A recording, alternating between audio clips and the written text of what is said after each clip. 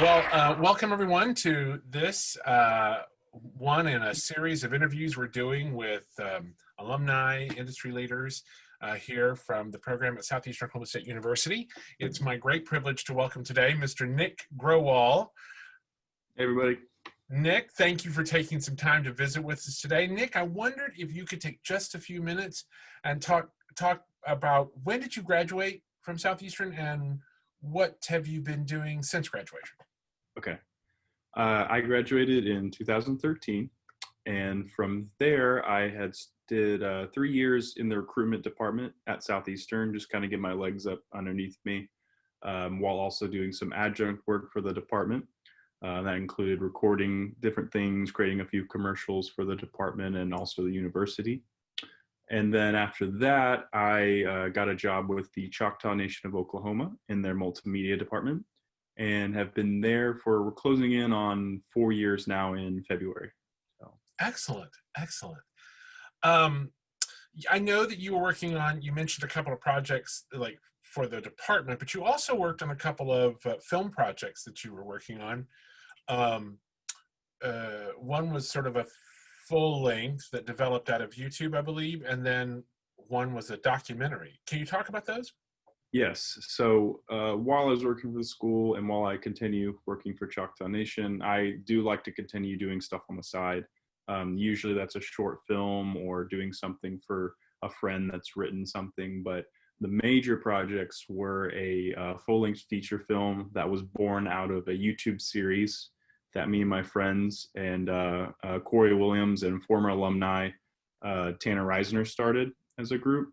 It was sort of birthed with this idea to create a YouTube series that was akin to your morning talk shows on ESPN and stuff like that, instead just talking about movies.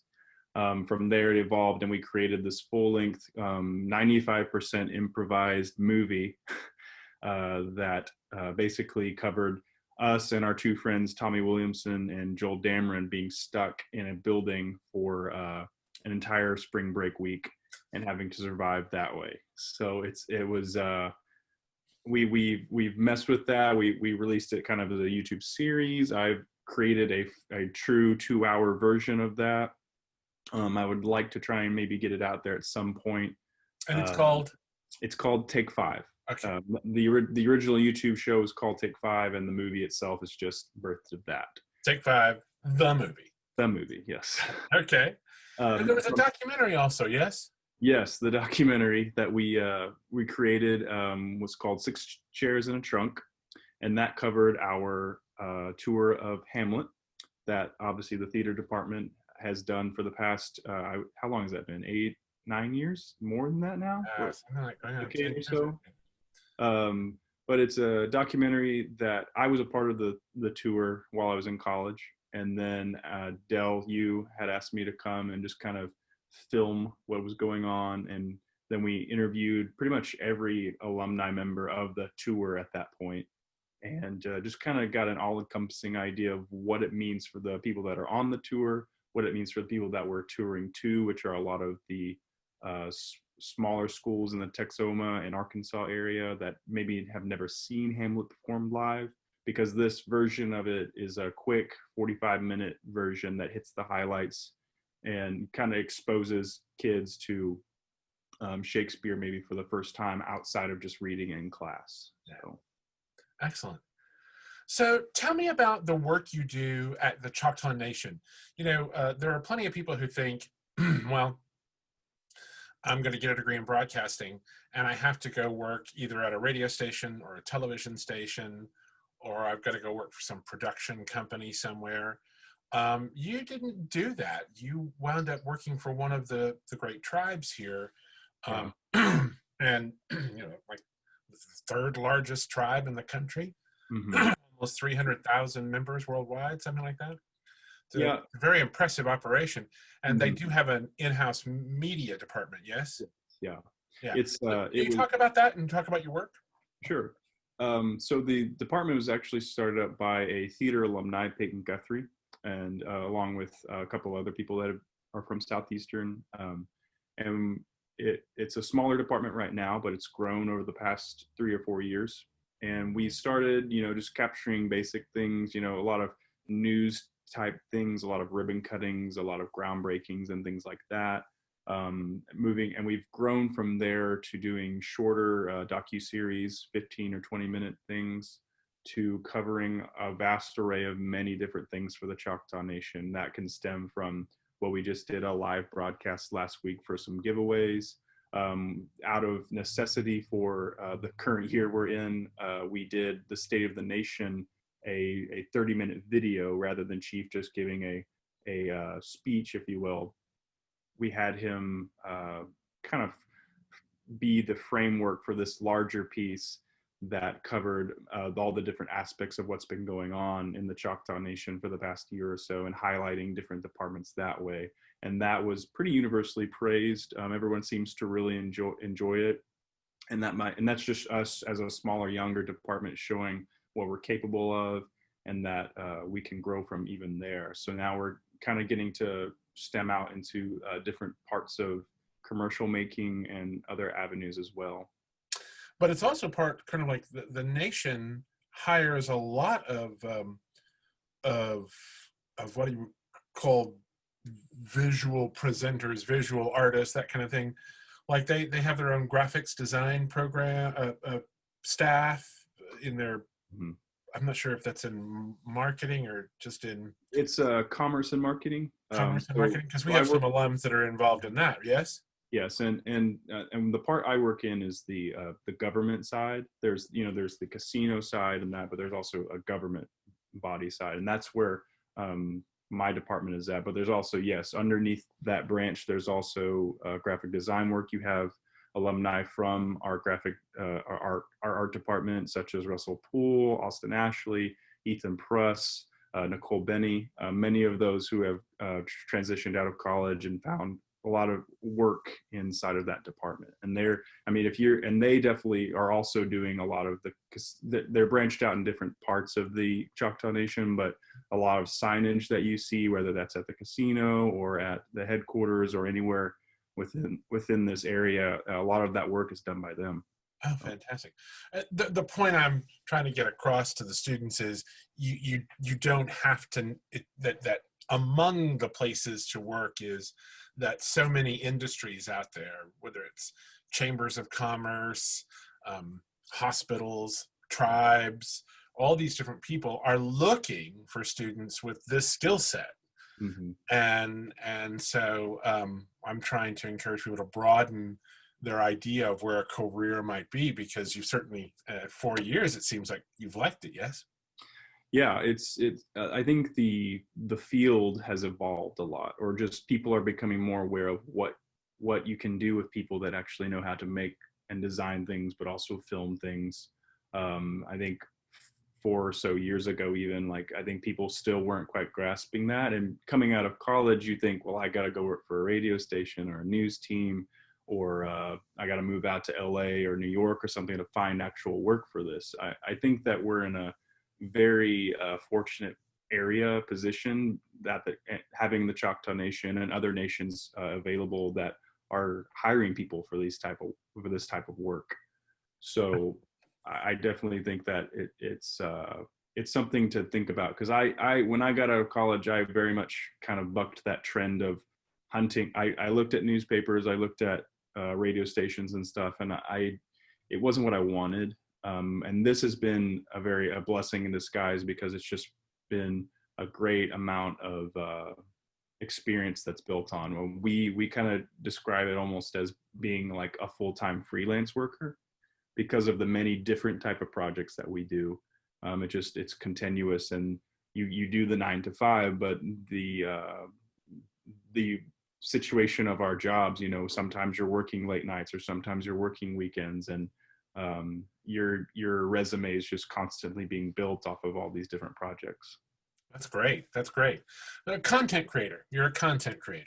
Yes. Content producer is my technical title, I guess. Oh, is it really? Okay, great. That's great. Obviously COVID-19 is it the fact that we're having this interview via Zoom instead of being in the room together conducting this interview speaks to how our lives have changed within the last 6 months. Can you talk about any? Can you think of any ways or instances in which your job has had to change due to COVID-19 and the things that have gone along with it? Right. So once COVID hit, the Choctaw Nation went into lockdown of some form. The casino shut down for a bit. They really limited the amount of people that were in the headquarters that I work at. It was myself and my boss at the time, and we were just deemed essential. And from there, we focused mainly on limited types of shooting. We did a lot of in studio filming, which we have our own studio in there in the headquarters. And mainly those were updates with Chief. We would use our studio to film him giving addresses about the state of the COVID response, what questions that people might have about if they need access to things or other questions that they might just pop up on Facebook and stuff. We tried to help him keep that communication open with people of the Choctaw Nation. Once the kind of initial hit happened and we started learning more about the virus and what the do's and don'ts were of it, we became more aware of like what we were able to do outside of that studio. So now we've been able to shoot a few commercials, been able to go out a little bit and get some more stuff, but it's been very much with a mindset of, okay, and you get into the spin of all this and you're trying to, schedule everything and get the interview together, but you also have to keep in mind, you're like, okay, how do we do this with all of these restrictions in mind? Is this a safe thing to do right now? Can we do this outside? These are questions that suddenly start to come in, and a lot of filmmaking and video anyway is problem solving from the get-go. So you could show up and have all the plans in the world, but then something throws a dent in all that and you have to adjust immediately. So for us, it's just another aspect that we have to consider when we're putting together a shoot. But we've generally been able to kind of slowly get back into the swing of things full tilt. So, but Great. I will say that I think it's been interesting just having, when we were in such a lockdown, we started doing these Zoom meetings and stuff. We use a different software program, but just online meetings and such. And I think it's interesting to watch how people, both young and old, have adapted and kind of figured out that it is okay to work from home sometimes, and that the production levels are still consistent. I think there's always like that taboo and fear of people working at home are just going to sit and watch TV or play their video games or something or be online all day. But from what I'm seeing and from what I've experienced just with my own department and other departments, is that people tend to still get their work done, surprisingly. So Right. I wanted to ask you this, and it's kind of a standard question, but it's always a good one because you get different perspectives from different people in different lines of work. If you were, and by the way, you are, whether you know it or not, talking to current media students, both audio students, both video students, journalism students, they're all in this mix that are potentially viewing this. Knowing what you know now, what would be some things some tips, advice, things that you might share with a current student about something to think about, not just necessarily about what to look forward to in the workplace, but what are some things they might be able to, you might suggest that they access now currently while at school, that might help them post-graduation? I think post-school, I would say always, like we've kind of discussed earlier, always keep your mind open to different opportunities. You may have it in your head that you're like, I'm going to hit the radio station, I'm going to work there my whole life, or I'm going to work at a news station, or I'm going to move to LA and start working in film. Always keep your eyes open for other opportunities that you may sit there initially go, I don't know about that, but they may open, like I did with Choctaw Nation, and you don't know what all you can get out of that working in Southern Oklahoma, but I've been able to build a very large resume. and just by working with that, but and including the small things I do on the side as well. I would say while you're at Southeastern, take advantage of the tools that are around you. The department has always been very great about allowing students with ideas to fulfill those ideas. I mean, I think there's been many times that you've told me, Del, when I come to you say, hey, I want to shoot a short film or something, very rarely do you say no. It's very much like a cool. So what, and then it's just it's a lot of, there's so many possibilities to do stuff on that campus, whether that's doing a live show for theater, whether that's creating some late night radio talk show, whether that's doing a recording of a spooky War of the Worlds-esque kind of thing in that department, or if it's just like we did, making short films or a YouTube series. There are so many things there that I feel like students aren't taking enough advantage of. And when you get out of there and you're on your own, you suddenly realize, wait, I have to buy that equipment. I have to pay people to do this stuff with me. And it's not as easy as it was then. And I think that the earlier you can start working on stuff, the more content you're going to have to put on a resume, the more you're going to grow as a video person, a radio person, a theater person, and learn from those mistakes early on. And I think that those are all valuable things that you can already get out of the way while you're still at school. Excellent. Excellent. Let me ask you this. Let's say that tomorrow, because we all would love to hire more staff. I mean, everybody wants to hire more staff. Yeah. So let's say tomorrow you were able to hire someone to work in your department. Mm-hmm. Can you name some specific skills that you would require them to have some experience in? Well, obviously video skills. It would be like I said, like the bigger your resume, the more diverse of a resume. Obviously, I can go and shoot short films till I'm blue in the face, but you also need to be able to show that you can work with other people. You need to be able to show that you can work on visions that aren't yours. It's all easy when it's a story you've written or something that you've taken on. But if Jimmy over here comes over and says, hey, I have this thing I need you to film, or if Corey comes over and says, hey, will you help me film a wedding or a graduation or something, like even those mundane things that you're like, I don't really want to do that, but it's showing that you're able to take direction and you're able to make changes. I think a lot of people will struggle with the work world where you create something and it's done, but then they might go, yeah, that's not what I wanted. Can you actually change this? And constantly tweak on it and stuff. And you have to have patience with that. Great. I would say that's very important as well. What about speed? What about timing? I think that, yes, it is important to work well and work fast. And sometimes you can do both. Sometimes you have to pick one. But it's better to get it done than for it to be perfect. Yeah. That's that quote of don't let the perfect be the enemy of the done, right? Exactly. And I think when you say that about speed and accuracy, there's that old business model that says in business there are three things that customers are looking for: good, fast, and cheap. And you can have any two of those, but you can't have all three. So if you want something fast, you can have it either good or you can have it cheap, but you can't have all three. Right. You may want it good. Well, great. You may not. It may take a while to get it, or it may cost a lot.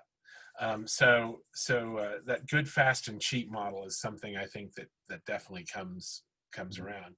And certainly with an employer like Choctaw Nation, who has a history of putting out very high quality products. Mm-hmm. And I think the speed comes with experience. So like I said, the quicker you learn to film and edit and get all that done, the faster you're only going to become in a more true work environment. That's just the nature of it. Excellent. Well, do you have any final parting thoughts for us here? Any parting shots that you might lay across the bow for students? I would just say, obviously college is there for you to find your career path, to figure out what you want to do. But you still have to enjoy it. I think that we get so muddied down in work a lot of the time that we don't stop and appreciate the friend groups around us, the people around us, just being a little bit more in the moment. And we've got the tunnel vision so far down the road of like, I got to get this done, I've got to get that, I've got to get my job and my kids or something like that. And we don't stop and go like, hey, you're a college kid. Like, it's okay to have fun. It's okay to enjoy yourself a little bit. Like, you still have to turn in the homework and stuff, but you might as well be able to have some memories along the way too. And you're developing relationships, right? I mean, you're Exactly. developing relationships with people from college that you are still in contact with today, because I know, Absolutely. and working with today, aren't you? Mhm. I am. Yeah. I mean, I have Tanner Reisner is out in LA. I'm constantly touching base with him as best I can, just seeing what he's up to. I've been able to do some PA work out there on some different productions that he's been involved with for YouTube and such. So it's you are in a way building your own network, especially once you get into your major, because those same people might be able, the ones that are like, hey, so and so's hiring, you should go check it out, and they'll be the ones that you can go to and say, hey, will you please vouch for me when you're training in your resume. Because of the work that it's such a tight knit group when you're having to work on production work together, or any kind of production work as a work team, it almost becomes in a way kind of a new form of fraternity or sorority. It is this group created artificially, but because they have to overcome these obstacles and work on these projects, they develop this tight group. When you've Mhm. been on a film shoot, you definitely reach out to those people you've been on that shoot for, because there was, upwards of several weeks, if not a month, that you've been spending every day and night together with these folks. So you're going to build that network if you're good at it. Right. If you're a personable person who can who people like to who people will rely on. And I would even say, even extending beyond just your peers. I even had, when I taught my class, and technically they were peers, but also students of mine for a semester. Your professors become a big collaborator at times as well, or an extension of that. There were several students below that came out after I did from school and stuff. Charles Jackson, Rolante Worley, that I still am in touch with, and I'm still like, what are you doing? What I just let me know, any way I can help. Like, give me, because and they're doing great, very interesting work wherever they are, and we're just slowly spreading out. So In full disclosure, you and I are still working on projects together. we are. Even as much as 2 days ago, working on projects and things together. So it's great. Nick, thank you so much for your time. I appreciate you doing this and allowing us to share this with the students at OBEA, and specifically for our OETA Student Day Conference. Absolutely. Thank you so much. Thank you for having me.